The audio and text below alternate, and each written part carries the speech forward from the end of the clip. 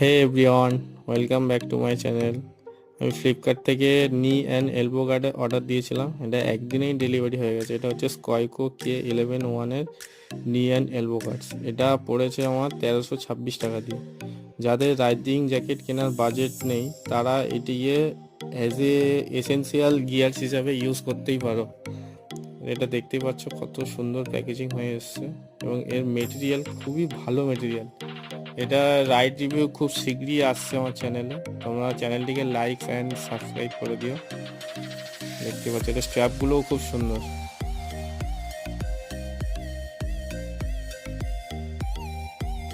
এই দেখতেই পাচ্ছ আমাদের নিগারটা মেটেরিয়াল খুব হেভি মেটেরিয়াল।